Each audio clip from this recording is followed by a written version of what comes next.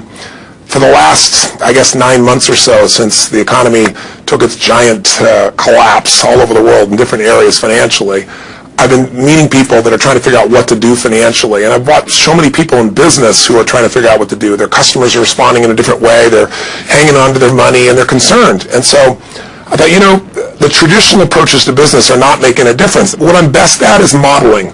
I've always, when I wanted to figure something out, I go to people that are the best in that area and figure out what they're doing and teach myself how to do that, and then teach others to do the same once I've proven it's worked with myself. I said, I want to find the best of the best, and I've been really fortunate over the last, as I say, probably 7, 8, 9 months to have spent some time interviewing and getting to know and becoming good friends with many of the top people in the internet marketing. I mean, people that they're not the likely people you normally look at. I look at them as the new money masters. They're guys that, they didn't have a traditional education, and ladies that didn't, but they found a way to add value.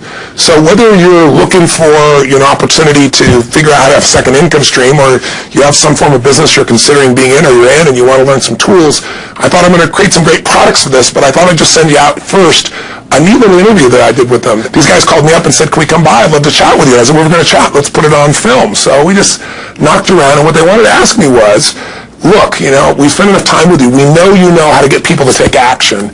I said, well, come on over and let me kind of get inside your heads a little bit. Let me see why you follow through. Why do so many people say they're going to do something and then never follow through? And a few people do something inside their head and heart that gets them to follow through. So I just thought you might enjoy this conversation we've had. It's with Frank Kern and John Reese, two of the best in this industry. I think you'll find it interesting. Maybe you'll be triggered a little bit to think about what will get you to follow through too. So this is my little gift to you. I hope you enjoy. We got the dial. Frank. Tony, what's up? Good thing, man. How about you? I'm good. Listen, we've got a serious issue that I think is affecting our market, and we need your help. We actually don't know if we can solve this problem, but we think that you can. So we want to barge in today. We're kind of riding around anyway. I know you're shooting and stuff, but if you got a couple minutes that we can pop by, that sure would be helpful. Okay, well, I'm honored if you help me. Come on over, we're 14. Okay. See you, man. Bye. The 14, John. Bye-bye. See ya. So why are we in a hotel anyways? They use this place a lot to shoot stuff because it's got a really nice background. Oh, it's really nice outdoor stuff. Filming different guests and interviews and TV commercials? Hey man, how's it going? Come on in. All right, thank you. Hey, Tony. What's up? How you doing, man? What's all this? Doing a little leadership filming, man. That's awesome. Good to see you. All right, thanks for having us, man. Yeah, you good. Well, come on in. I'm curious to what this major problem is that you haven't seen me right away about. This sounds like a setup to me. It's a setup, yeah. I told John it was an intervention about his glue sniffing problem. Come over and sit on my lap. Yeah, exactly. So we were doing some talking, and the big problem in our industry, we think, is a bit of a mystery. No one has the exact answer. We were actually talking about trying to figure it out, that so many people in our market get these courses that him and I both, for our own respective businesses, spend hours and hours of time recording these building these education products, these training products to show people how to grow a business or build a business. But there's this large segment of our customers in our market that we're in that really don't get results. They don't do anything, or they're just, for whatever reason, it's not for them. It's just, we were just talking about how great it would be if there were just, so many more success stories, right? Like if everyone who actually bought stuff, not necessarily just our stuff, but all of the stuff within our community, if the people who bought it, if everyone who bought it just actually used it, and just followed the directions and followed through, how amazing that would be, like what we would accomplish as a community as a whole if that happened. So our challenge is, what needs to happen, what kind of shifts need to happen to get people to follow through, to get people to actually use the products? You're talking about the same mystery that people have of, why does somebody, get that fat where they're out of control and they hate themselves, but then they go have another piece of chocolate? Or, why does the person who's the doctor just told them they have cancer, lung cancer, and said, you've got to stop smoking, and some studies show 70% of people keep on smoking. So you're not talking about a minor issue here, right? It's part of life. But there is an answer because there are people that do follow through, and there are people that never did before, and then they've never followed through in their life, and now finally they break through. And that's what I try to focus on, is what those people do. In my case, in the business world, I look at people like you, people like Dan Kennedy. What do these guys do? Okay, I'm just going to do that to the best of my ability. And sure, it's like, well, oh no, I can't write copy as well as Dan Kennedy. I don't have as much energy and drive as Tony Robbins. Well, but you didn't start what? You didn't start out as Frank Kern. You didn't start out as why? You started out trying to make how much? Come on. $300. Yeah. A week. A week. $300. Right? Yeah. And you failed at that in the beginning, didn't you? I failed pretty miserably. Yes. But it was effortless to fail. It's just like natural. Yeah. But truthfully, you went from $300 to, I remember you said your first time you believed, if I remember, was when you made like $2,500 in like 4 or 5 days when I was on vacation. While you were on vacation. That was when the true internet marketing dream was realized. Because I sold a downloadable product and I wasn't even there. I didn't have to ship anything. I was like, oh my God, this is so great. $2,500. And to me, that was just a gazillion. Because my rent I think was like $400 or something. And when you told me that story before, and you just do it again, and you get so you big grin on your face. Right. You get more excitement on your face than when you talk about doing 18. Than when you talked about doing the 18 million, which I know you're proud as hell of, and you didn't get all the money, but you made 18 million bucks for somebody in 24 hours, right? Yeah. Well, look at your face. It's like no one here is excited as $2,500 in 5 days, baby.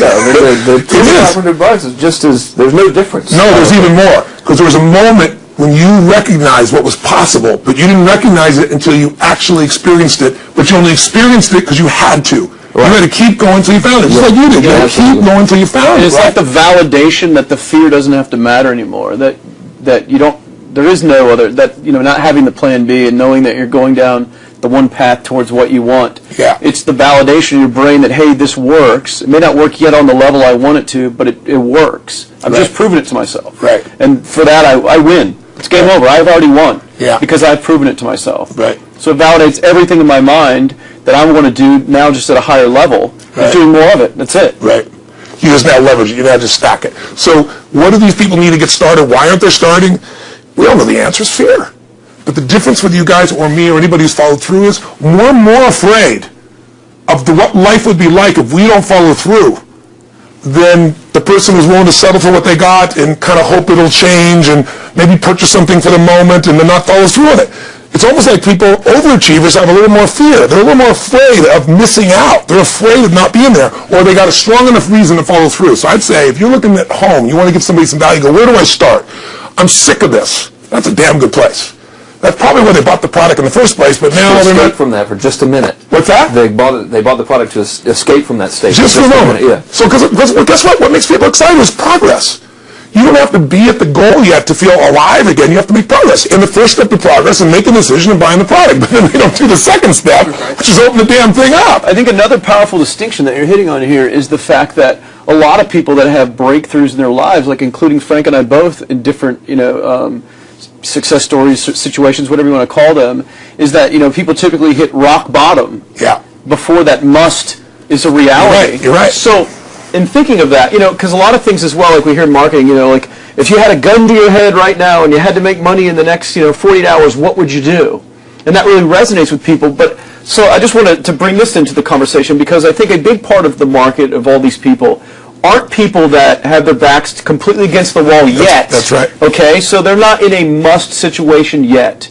They're in a desire situation where they're okay in their lives. They do have big dreams and ambitions. They do want greater things, but it's not pushing them yet to the point where they will do what it takes to master something. So what do you think? How do people go from not having their backs against the wall when they have no choice to say, I'm totally sick of this, to conditioning their minds to go from their situation where they're always maybe okay to getting something greater? Well, think about this. What pisses you off and what excites you is all relative. $300 a week, $2,500 excites him more, that memory to this day, than even the $1 million he did in his first 24-hour version, right? Or you breaking the 4 minute mile, $1 million. That must have been out of your mind. Tell me about that for a second. What did that feel like? You make $1 million in 24 hours. Nobody in history of the internet's done it. Euphoria. Yeah. It was unbelievable. What was your? It wasn't even about the money. That's exactly right. That's exactly It right. wasn't really about the money. No, it wasn't. I wasn't thinking like, oh, that's how many cars I can buy. No. It just wasn't. It was just breaking through like another like barrier of progress. So at that point, it wasn't about your back to your wall.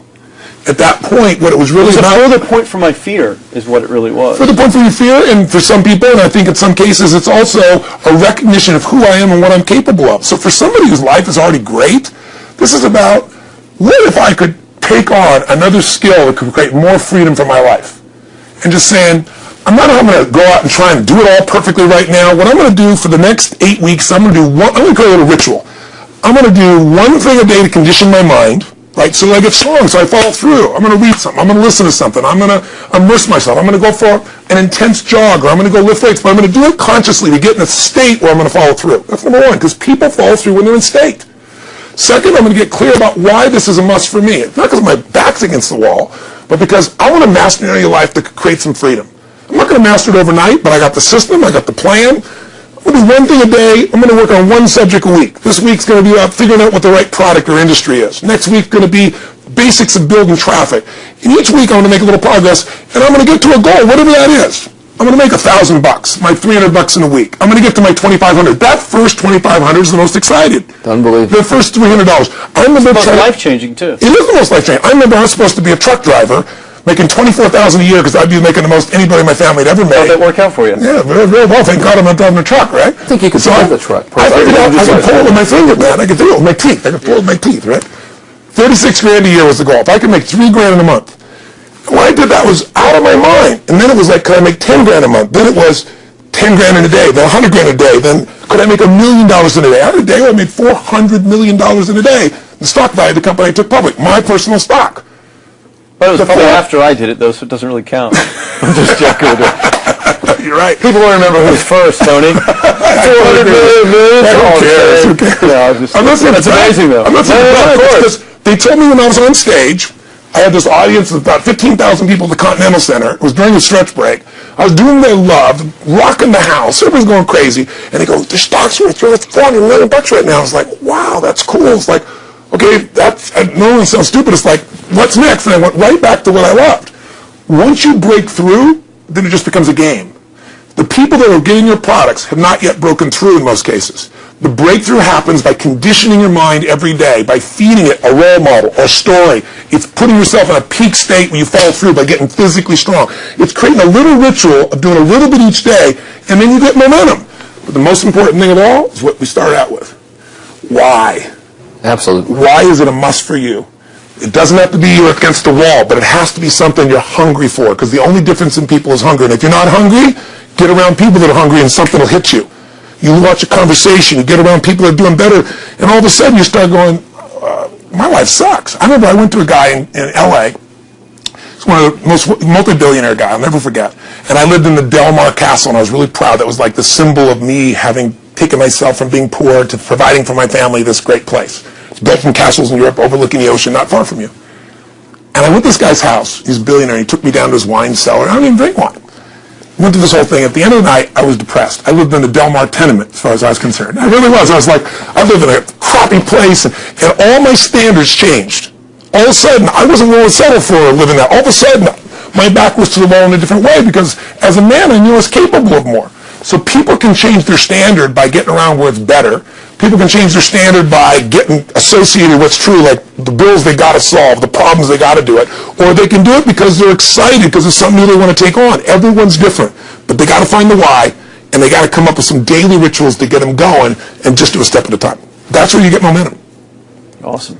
That is awesome. So, think about what's the holy grail between somebody taking action or not. It's one word: certainty. When somebody is absolutely certain, the common word is believe, right? But, you can believe at a general level, or you can believe with certain. When you're absolutely certain that if I do this, it's going to get that result, and that result's going to change my life, you'll do it. When you think it absolutely is not going to work, you're never going to do it. The middle no man's land of maybe it'll work, maybe it won't, that's the piece that kills people, right? So if it's a must for you, you got to make it work, right? In our case, right? That's an example. If it's not a must for you and you're not sure, you don't know what to do. So years ago, I'd look around and say, okay, how do people get themselves to follow through that haven't been following through? What's the difference? And I started interviewing hundreds of people, literally, and eventually thousands, because I had thousands of my events. So I'd ask the group to give me their feedback. And I came up with this model. It's like the holy grail of belief, or the holy grail of momentum. It's like the difference between what makes the rich get richer and the poor get poor, right? And the difference we all know is mindset, but like, how's that built? So this is what I did. I created stupid little 4 little boxes, and I'll scribble it here for you. You think about the first thing that determines whether you can do something or not, and I put that in this first box at the top here on the left side, and it's potential. Like, what's the potential of a human being? Like, when you guys started, you proved something no one had done in history. You ran the 4-minute mile, right? For God only knows how many centuries, they're trying to run a 4-minute mile. Roger Bannister does it. How did he do it? Do you remember? You did it in this industry, right? You made $1 million in a day. No one had ever done that in history, right? After you did it, a bunch of other guys were doing it because it became possible. Roger Bannister didn't just go physically practice. He made a shift in his head.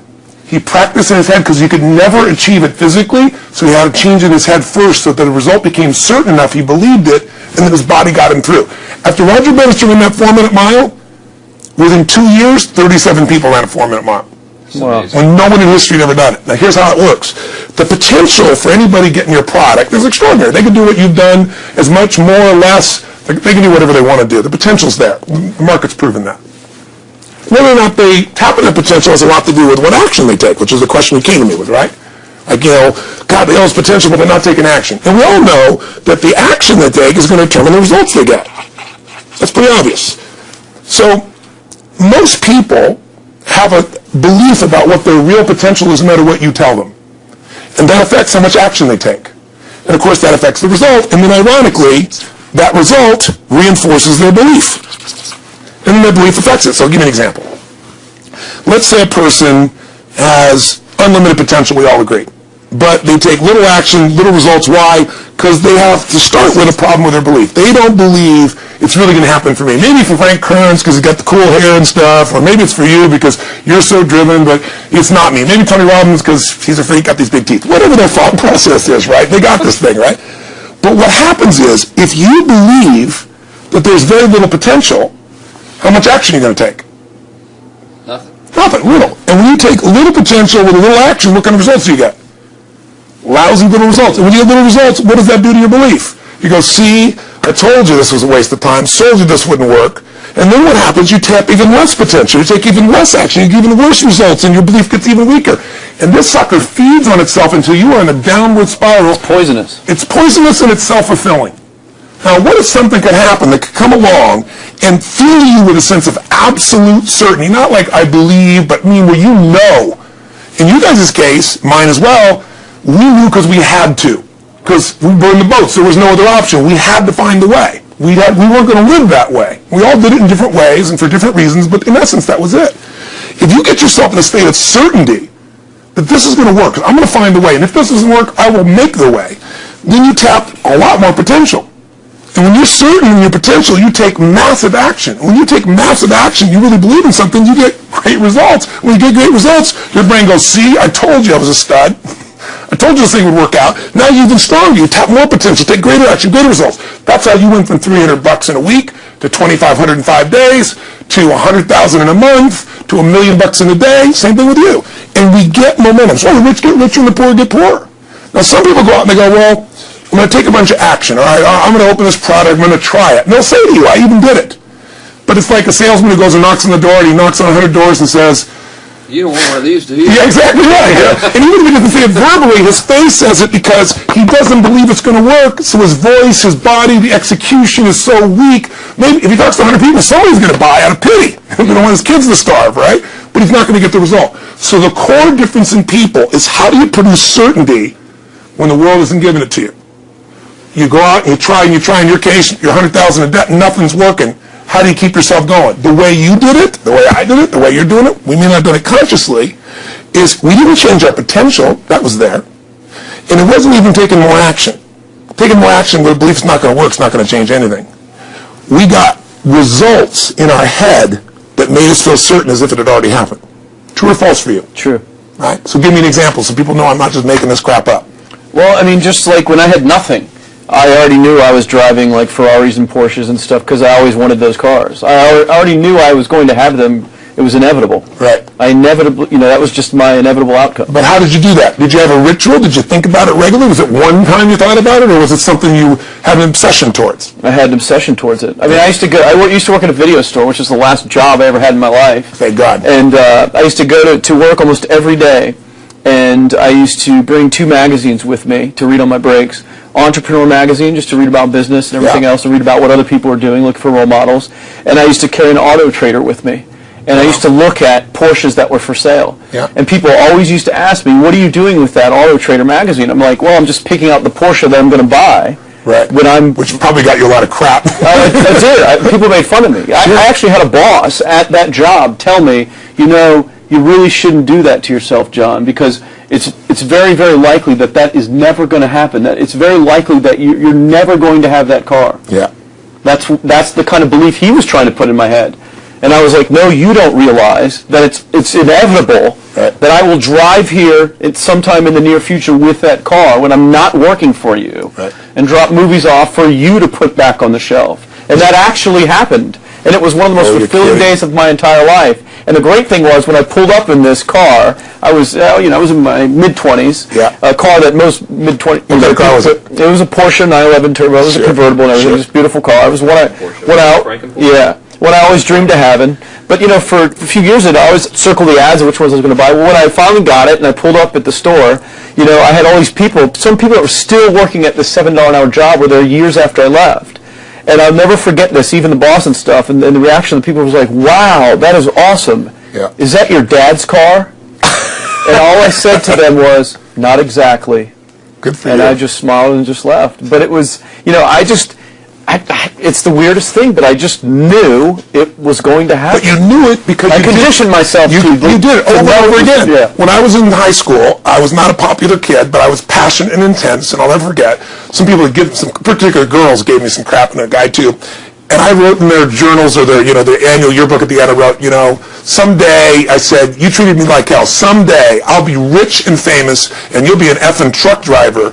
And you'll be sitting there, I'll be with this beautiful woman of my life, rich, and you'll be watching me on television thinking, you wish you would have treated me better. I actually wrote this shit in people's annuals because I went to a 10-year high school reunion when people showed me this stuff. Great. Right? But it's like, I burned the bridges, baby. I was like, this is how it's going to be. So I'll give you a perfect example of this. They did studies, many have been done at this element, where they want to say, how much does the mind affect performance? So take basketball. I've worked with a lot of NBA players and turned them around, and one of the problems many of them have is they'll choke on the free throw line. Well, everybody knows in that case, if you normally shoot really well, and now you're not, something's interfering, something's getting in front of your state, some uncertainty, right? Obviously. So they take a group and say, we're going to make them better. How do you make somebody better who has got this mental block? So they take a group of guys, and they're going to do free throws, and they do one group where they just practice for 6 weeks. Totally intense practice, and I forget the number of free throws, but they got to do this many free throws every day. Take a second group, and they have them not practice at all. Obvious. And they take a third group, and they don't let them touch a basketball. All they do is have them practice in their mind, but the key is, it's not practice makes perfect, it's perfect practice makes perfect, as corny as that sounds. So these guys see themselves making the shot every single time, conditioning their mind and body that it's perfect every time. They're not interrupted by a reality that would screw with them. So at the end of 6 weeks, they tally it up, and now they give them a test to see who has the highest free throw percentage, success. What do you guess it's going to be? Well, the obvious person says, obviously, it's not the guys that didn't practice, but which one is it, the mind, or is it the ones that actually practice? I'm assuming the mind. Yeah, you would assume it because it's true. Right. You intuitively know the truth, that practicing's not enough. It's getting yourself so certain so many times that now when you go to do it, there's no hesitancy, and you execute. It's having that absolute certainty that makes you tap your full potential, take massive action, get massive results, be reinforced to having stronger belief. This is what makes somebody a star at anything. It's like Jack Nicklaus, the golfer. Yes. He visualized every shot and where it was going, landing right where he wanted it before he ever hit it. Every single time. And what do most Every golfers single do? time. They just take a practice swing and they kind of hope for the best and point in the right direction and hit it. And some of them, if they've had some bad hits, what are they really focusing on? What I don't want to do. Exactly. And that's the same thing here. So I'll show you a little stupid little physical technique for this. So stand up for a second. You guys going to do this? The camera show? So try this for a second. So just put your feet together, and then put your right index finger straight out in front of you like this, okay? And all I want you to do is I want you to just turn clockwise comfortably as far as you normally turn. Just notice where you naturally stop. Go ahead and turn clockwise. People at home can do this too. Keep your feet straight. Notice where you stop. Come back around to me. Back around to me. Oh, pretty good. Okay, good. Yeah, you're really good at this, right? Drop your hand. Now let's do something really simple. Close your eyes. And you don't have to visualize, just feel. I want you to imagine your finger coming back up again. And this time, see and feel it coming up. Don't actually make it happen, but feel like it's happening. Imagine in your mind that you're actually doing it. You're seeing it, you're feeling it. And then make it like a game where you turn twice as far this time. Like you're a little kid, you know, somebody measures you and you go, I'm taller, come on, measure me this week. And that desire to do a little further. And then in your mind, do it again. Your feet are straight together, and in your mind, feel your finger coming up, see it coming up, and imagine going 3 times as far this time. And then one more time, bring your finger up, and you're like an owl. Your feet are straight, and you turn all the way around, and it comes all the way around to the front. See it and feel it and enjoy it each time like it's a game, like you can't wait to go further. And you know you do, every time. And when you can feel that, it feels good, then open your eyes, and now put your finger straight in front of you, and turn as far as you can comfortably and see what happens this time. Go. Take one back. Now notice, I don't know if the camera's got it, but you don't have to ask the camera. You can ask yourselves. Come back around. Did you go further this time, yes or no? A lot further. A lot further. 50% further. 50% further. How much further for you? About the same. Yeah. The average person will go 25% further. Now here's the question. Or superior. Or superior pointer. There you go. Your right finger pointer. Thank God. So, did you have the potential to turn as far as you did the second time, the first time? Yes. Why didn't you? I didn't believe it, I guess. We have beliefs about stuff we don't even know we have beliefs. You have an unconscious belief about how far you can turn comfortably. The first time I did it, when I pointed straight back, Yeah. I thought that probably shouldn't even go that far, like it was going to hurt me, or that I wasn't capable of going any farther. It's like, And how much further did you go this time? And the camera knows. Right over there, That's right exactly over there. right. Now here's the difference. The potential was there the first time, and you took action, and you got a result. But it was 50% less than what you did later on, and the only difference is they changed your belief. How did I change your belief? We didn't work harder on your potential. We didn't take more action. I got you to see the result in advance. I got to see it vividly 2 or 3 times. That's all. I'm going further, and then your brain went, oh, I know what to do. Boom, it went there. Isn't that what you did by looking at your cars every single day and envisioning it? Isn't that what you did when you created whatever the vision was? It was $300, $2,500, $1 million in a day? Yeah, that's what's missing for these people. They're not getting that execution is everything, but it doesn't happen if you don't get the psychology set of a state of total certainty. And you just change that 50% in 3 minutes with the visualization. And visualization is only one technique. Because I was like losing my balance with my eyes closed, but I was kind of like lopsided, so I got one good visualization in. The rest of the time I was like, I sure hope I don't fall down on camera with my eyes closed. It's going to look really dumb not to do it. So you don't even have to be good at visualization. You can still get the improvement. So I want you to get, you ask the question, what is that difference in people? This changes people's certainty. People are uncertain they're going to succeed. They want it, but they're afraid. The best way to deal with a fear is get a big enough reason that makes you have to succeed, or condition yourself where you see it and feel it so often that you're certain that you just do it. That's all it really takes. That's awesome. You know, this worked. I was thinking of this while you were talking about going to the. Sit down so we can hear this, and we'll go. You were talking about working in the video store and looking at the Porsches and stuff. I used to drive around in my car, doing the cold calling with the credit card machines. And one way that I would avoid cold calling, the pain of like cold calling and knocking on doors and everything, would be to listen to your stuff and listen to Jim Rohn's stuff. And wow. Just drive around, no particular destination, just to listen to it. And strangely, I still like to drive around. I prefer to listen to that stuff in the car for some Right. reason. It's because it's where you got imprinted. I guess. I mean, it's like, well, I'll just drive up and down the coast and check out the ocean. Yeah.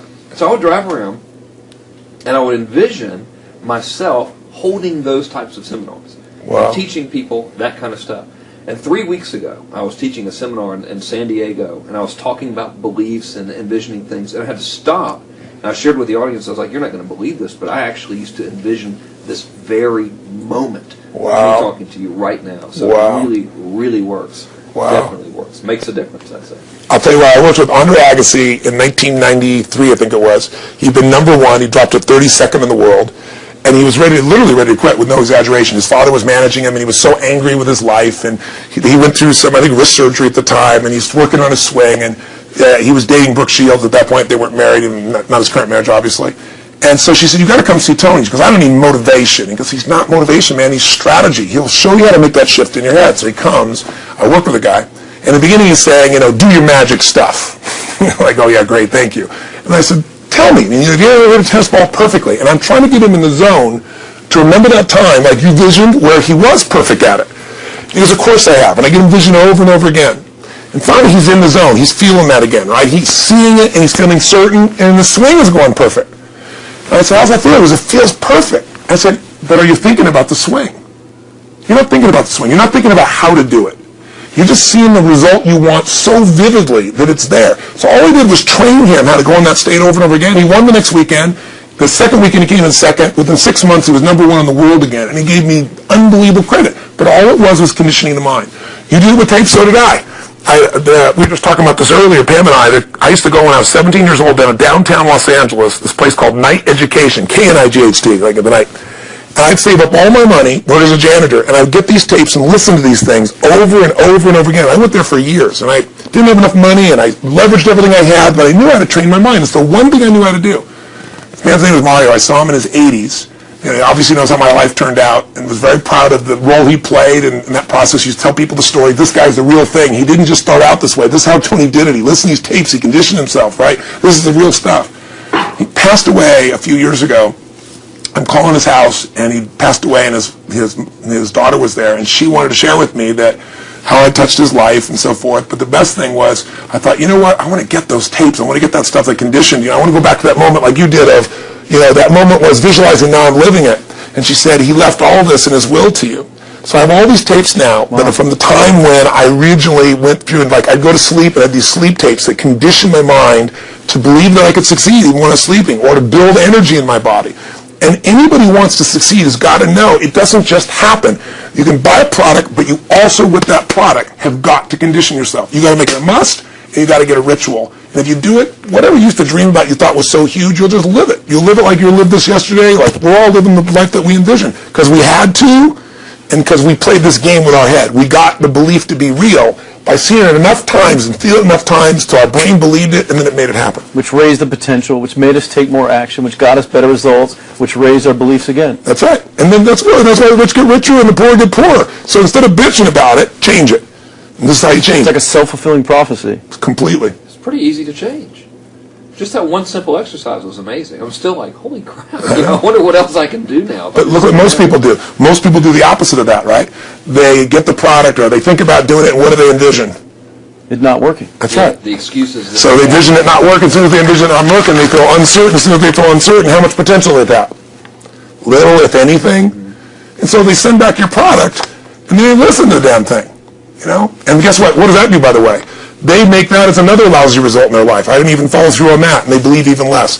This process is the Holy Grail. It's where the whole game changes, and anybody can do it, and they can do it in a few minutes, and if they do it a few minutes each day, then they get a different life. They do it a few minutes one time, their life changes for the day. We're defined by our rituals. Everybody's got rituals, certain things they do every day. And what we have in common, and anybody that I know of who has a life that they're living that was once a vision, is we saw it again and again and again, even when it didn't work, even when you lost $100,000, even when I'm working as a janitor. There's something we would not give up on. And if somebody watching wants to change their life, they got to decide what they won't give up on, and then put themselves in the state of momentum by a couple little rituals. That's all it takes. And I think especially when it comes to anything related to making money, like making money products or promises or courses, people are so inundated with scams and all this garbage, true garbage, that their natural thinking is that they're so skeptical. It's like they fall into the conditioning of, well, if anything's ever going to work, that thing has to prove it to me before I believe anything.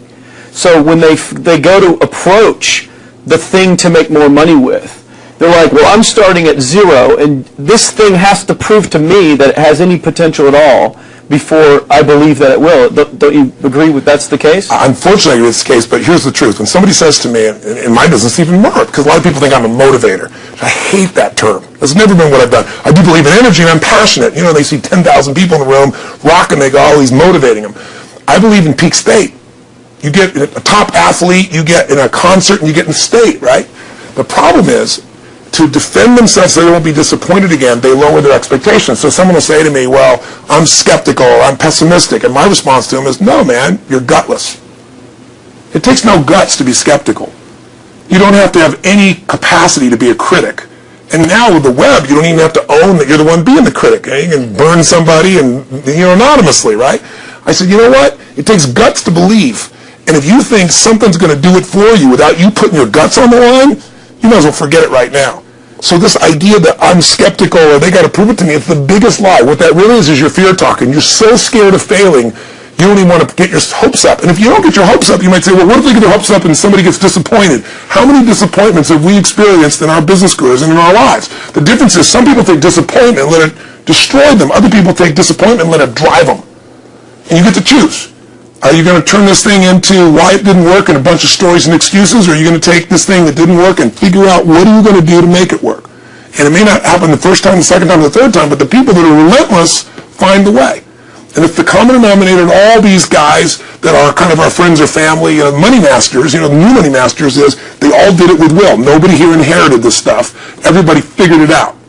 And keep figuring it out. And it's going to keep changing. And you say, you know what, 1% of 99% of the money being made is being made by 1% of the people, because only 1% of the people will condition their mind and condition their body and follow through some daily rituals. The rest will tell a story about why it didn't work, how it wasn't their fault. And you got two things in life. You got results or you got a story. And too many people think that 1% is somehow entitled to it, and they're not. Which is, it's just all in the head. It's all in the head. It's all in the head. Which can be changed with some conditioning. Basic conditioning. You just proved it. Yeah. To us. That's fun. That's why I made Get the Edge and Personal Powers, because I understood that from the very beginning. Originally it was 30 days, and years later people would say, I've heard all the great results and everything else, man, but I don't have 30 days, and I'd be behind the glass, focus group, watching these people want to shake them, like, you don't have 30 days to change your life, I thought, okay, I'll make it 7 days. Just one, because after 7 days, you get momentum. When you think about it, when do people's lives change? In a moment. It doesn't change in 10 years. Your life may suck for 10 years, but there's one moment when your life changes, the moment you decided. When you said, no more, and I'm doing it, and you kicked yourself in the ass, and you made yourself go do something, right? When you finally said, enough, no more, I quit, or let's begin, or I love you, there's a moment when somebody's life changes. And that can be gotten in a couple of days. So people watching don't have to wait until they've mastered everything. They got to get started and do what's next and just put themselves in a state where they start making some progress. Well, there it is. I think that's the answer that can help solve that problem with a lot of people. They'll just pay attention to it and do it. The bottom line is, all three of us and some of the people that we consider as family that are part of this process, we've all done well, and we don't need to do this stuff. We're able to do the stuff because underneath it all, people can see in your eyes, Frank, when you talk about $2,500 you made that day, and the joy, right? Or you talking about not willing to settle, and just, I don't care what they say, they tell me I'm going to sit here and I should lower my expectations. I'm going to be driving my car in here and they're going to be delivering a video to me. There's something inside of every human being that will make it click. That'll make it so that today is not like yesterday, and tomorrow will be different forever. And that process is an emotional hook. And what I hope is people watching the stuff, maybe something in here will piss them off enough, or remind them of something, or say there is a plan, and it isn't just luck. And if I just get my big enough why, and I get a little system for conditioning myself, and if I start to feel overwhelmed, I just do one next step. And I keep learning and keep moving forward, I will get there. If we accomplish that out of this conversation, then this conversation was kick-ass and fun, not just for us, but it'll be something that we'll be really proud of a long time.